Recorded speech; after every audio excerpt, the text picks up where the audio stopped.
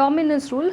This rule applies only when you have n by n game matrix. Okay, આપણે આગળ first મેથડમાં study કર્યું કે જેમાં સેડલ પોઈન્ટ આપણે ડિટરમાઇન કર્યો, method number 1. Method number 2 when saddle point does not exist, એમાં આપણે પ્રોબેબિલિટીઝ અસાઇન કરી. પણ પ્રોબેબિલિટીઝ અસાઇન કરી એમાં એક વસ્તુ એ હતી કે મેટ્રિક્સ 2x2 હતું. મીન્સ દરેક player, 2 players A and B, દરેકની બે સ્ટ્રેટેજીઝ હોય. પ્લેયર A છે તો એની જે સ્ટ્રેટેજીઝ છે એ બે જ છે, A1 and A2. Player B છે તો એની સ્ટ્રેટેજીસ બે જ છે, B1 and B2. Then such a matrix is known as 2x2 matrix, right, કે જેમાં બંને પ્લેયરની ખાલી બે જ સ્ટ્રેટેજીસ છે. પણ in this question you can see that both have more than 2 strategies. Means your matrix is not 2x2, it is not 2x2 game, it is n by n game, right. તો જ્યારે આવી situation ઊભી થાય ત્યારે you will apply dominance rule. Okay, so as a part of the calculation you will start with saddle point. Saddle point determine કરશું. Saddle point જો હશે તો એક્ઝામ્પલ કમ્પ્લીટ, તો કોઈ ઇશ્યુ નથી. પણ સેડલ પોઈન્ટ નથી તો you have to start with dominance rule first. મેટ્રિક્સને શ્રિંક કરવું પડશે, n by n માંથી 2x2માં લઈ જવું પડશે. 2x2માં લઈ ગયા પછી you will start calculating probabilities calculate કરીને છેલ્લે તમે કરશો value of game, right. This is how we will proceed. Okay, so let us start. આ ક્વેશ્ચન ઓલરેડી આપણી પાસે છે. પ્લેયર A છે, પ્લેયર B છે, બંનેની 3 સ્ટ્રેટેજીસ છે, right. So step number 1, determining saddle point. Okay, so saddle point determine કરવા માટે we will continue with the matrix given in the question, right. We will write the payoff matrix, right. શું કરશું, એક column add કરશું, એમાં લખશું row minima, અને એક રો એડ કરશું જેમાં આપણે લખશું column maxima, right. So row મિનિમામાં ફર્સ્ટ રોમાંથી minimum number -7, second row minimum number -6, third row minimum number -7. આ 3 મિનિમમ નંબર્સમાંથી maximum number which is -6, right. Column maxima, કોલમમાંથી મેક્સિમમ નંબર્સ 9, 8, 4. એમાંથી minimum number which is 4, right. So you can see that these two numbers are not equal. If these two numbers are not equal, saddle point does not exist. So we will write minimax is not equal to maximin, right, and therefore saddle point does not exist. Saddle point does not exist. If saddle point does not exist, you will start with dominance rule. Okay, so આપણો step number 2 બનશે dominance rule. So I am removing this. We'll start with dominance rule.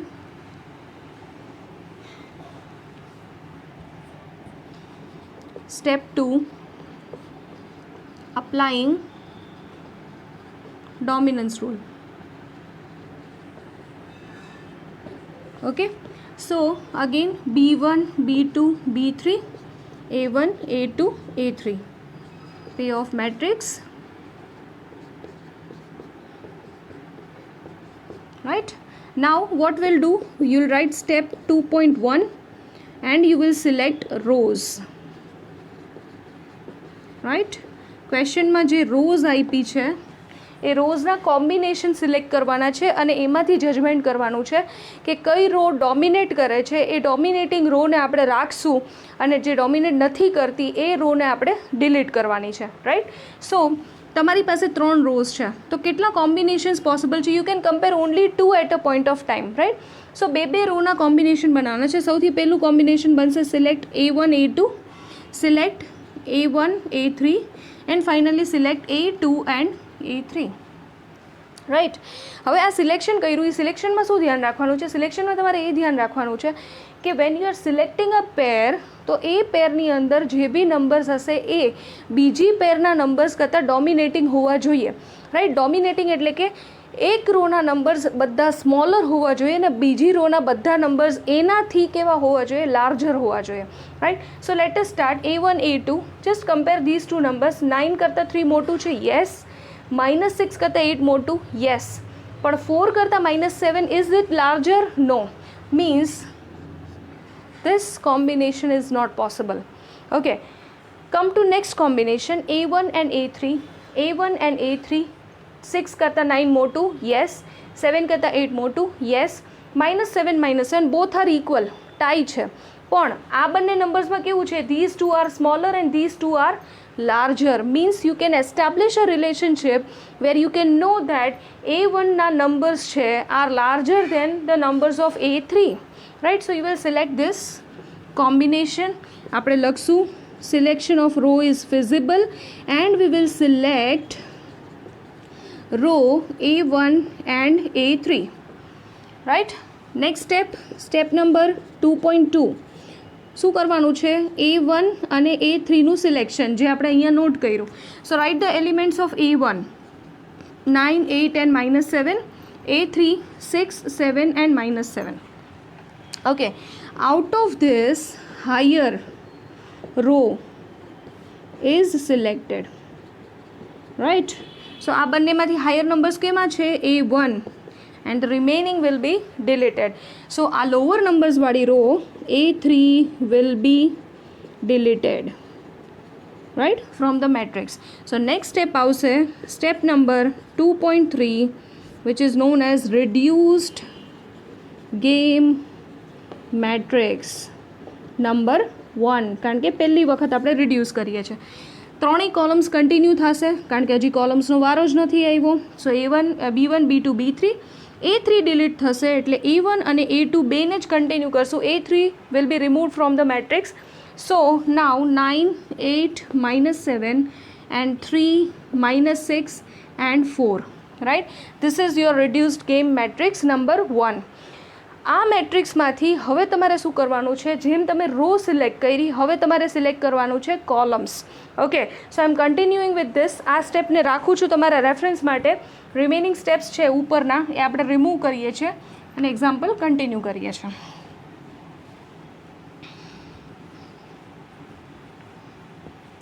Okay, so step 2.4, select columns. Now the turn is for columns. હંમેશા એક cycle complete કરી નાખવાની. પહેલાં row ઉડાડી દેવાની, પછી કોલમ ઉડાડી દેવાનું, પછી જે તમારી પાસે મેટ્રિક્સ આવશે એમાં ફરીથી તમારે ડિસાઇડ કરવાનું સેડલ પોઈન્ટ અવેલેબલ છે કે નહીં, રાઈટ. એને પહોંચશું એટલે સમજાવું છું. Now select columns. You have 3 columns, B1, B2 and B3. તો કોમ્બિનેશન કેમ બનશે, B1 B2 first combination, second combination B1 B3, third combination B2 B3, right? પહેલું combination B1 and B2, just have a look with this numbers. So 8 કરતાં 9 મોટું, yes. -6 કરતાં 3 મોટું, yes. So we will select with the very first combination. We will write this combination is feasible, right? This combination is feasible and we will select column B1 and B2. Okay, so next step number 2.5, B1 B2, B1 અને B2ના elements not કરો. 9, 3, 8 and -6. રોમાં હતું rule higher row is selected, કોલમમાં lower column is selected. Lower column is selected. This you have to remember.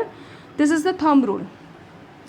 Lower numbers કેમાં છે આ બેને compare કરો તો લોઅર નંબર્સ B2માં છે અને હાયર નંબર્સ B1માં છે. તો here B1 will be deleted, right? So we will delete B1, will continue with B2. okay, તો હવે તમને મળશે સ્ટેપ નંબર 2.6માં reduced game matrix નંબર 2 કે જેમાં આપણે કોલમ પણ રિમૂવ કરી શક્યા. So step number 2.6, right. B1ને ડિલીટ કરવાનું છે તો હવે તમારી પાસે આપણે પહેલાં હેડ આપી દઈએ, reduced game matrix 2, right. B1 delete કરવાનું છે તો હવે છે B2 B3, A1 અને A2, A3 ડિલીટ થઈ ગયું છે. સો from the question also you can write down. So A1 અને A2માં B2 અને B3 આટલા એલિમેન્ટ્સ જ હવે તમારે જોવાના છે. So 8, -6, -7 and 4, these are the numbers which are available to you. હવે શું કરવાનું, આ થઈ ગયા પછી 2x2 મેટ્રિક્સ એક નવું પાછી ગેમ આવી ગઈ તમારી પાસે, તો સેડલ પોઈન્ટનો સ્ટેપ કરવો પડે. તો ફરીથી રો મિનિમા અહીંયા મૂકી દઈએ. Row minimum -7, -6, maximum -6.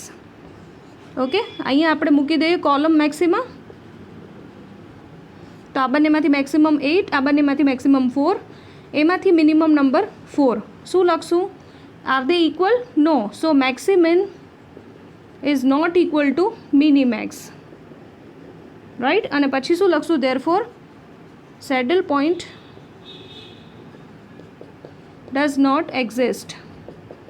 Saddle point does not exist. હવે સેડલ પોઈન્ટ એક્ઝિસ્ટ નથી કરતું તો હવે શું કરવાનું? 2x2 મેટ્રિક્સ તો છે જ, સીધું શું કરવાનું છે? Assigning probabilities. So let us go with, હવે અહીંયાથી તમને ખબર પડી ગઈ સેડલ પોઈન્ટ નથી, આ કામ પૂરું થઈ ગયું છે. પ્રોબેબિલિટીઝથી સ્ટેપ ચેન્જ થઈ જશે. સ્ટેપ 2.6 પછી now we are moving to step number 3 where we will assign probabilities to this matrix. Okay, so again આને રાખું છું for your reference and we will start with step 3. Step 3, assigning probabilities.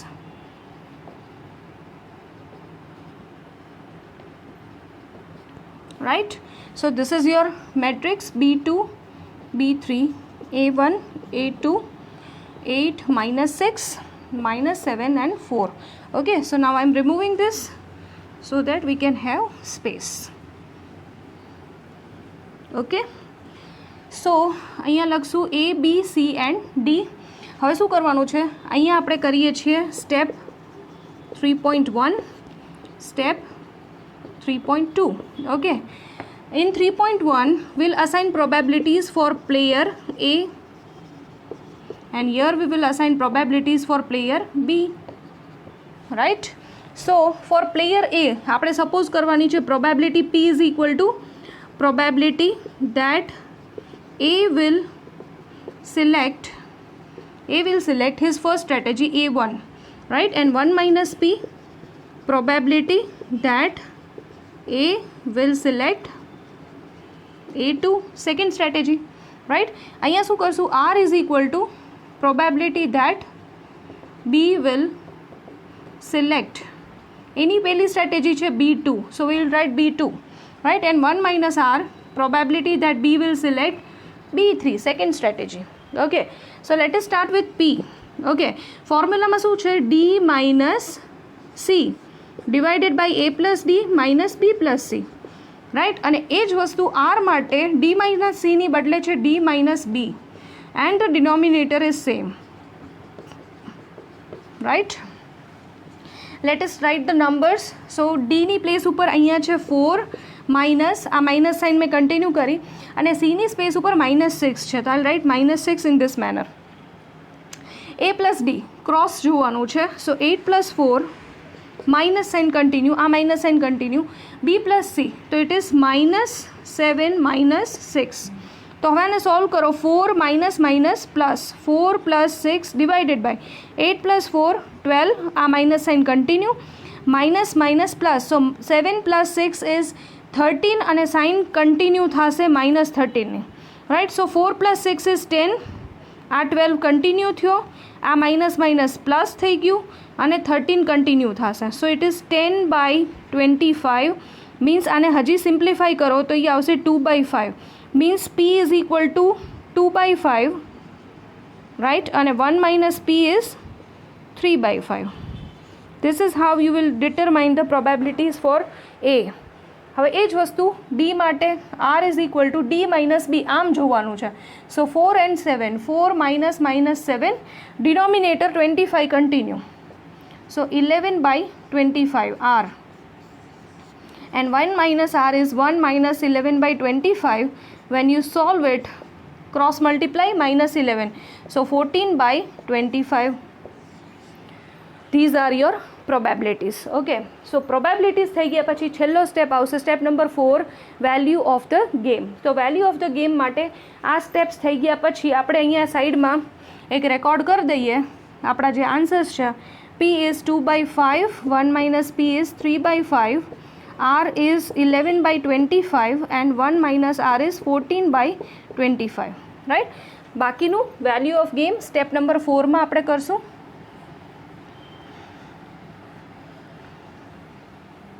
તમારા reference માટે formula રાખું છું.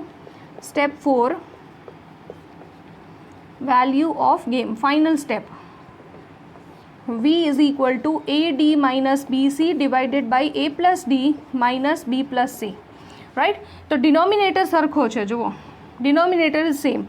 સો I know the answer of denominator which is 25 directly મૂકી દેવાનું. હવે તમારે શું કરવાનું છે, હવે તમારે આ નંબર્સ જે છે અહીંયા લખ્યા છે એને મલ્ટિપ્લિકેશનમાં ખાલી લેવાના છે. તો AD છે એ 8 into 4 છે એન્ડ B એન્ડ C છે -7 into -6 છે, રાઈટ? એટલે જ આ રેફરન્સ માટે જ મેં રાખ્યું હતું. આને રિમૂવ કરી દઈએ એટલે આપણી કેલ્ક્યુલેશન પરફેક્ટ આવી જાય, રાઈટ? So 8 4s are 32. આ માઇનસ સાઇન કન્ટિન્યુ. મલ્ટિપ્લિકેશનમાં માઇનસ માઇનસ હોય તો answer is positive. So 7 into 6 is 42 divided by 25.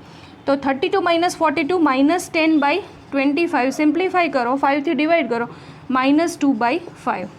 So your value of the game is -2/5 and we'll say that game is in favor of B because sign is negative, right? So this is how you will apply dominance rule. હવે જે advance example છે એમાં એવું આવશે કે જ્યાં તમે dominance રૂલમાં row select કરવા જાઓ છો તમને રોનું એક કોમ્બિનેશન જ નહીં મળે. તો કોલમનું સિલેક્ટ કરવા જશો તો કોલમનું કોમ્બિનેશન પણ નહીં મળે, રાઈટ? સો એવી રીતના એ સિચ્યુએશનમાં શું કરવું, હાઉ ટુ કેલ્ક્યુલેટ, એ આપણે નેક્સ્ટ એક્ઝામ્પલમાં જોશું. Okay, till then you can practise with this example.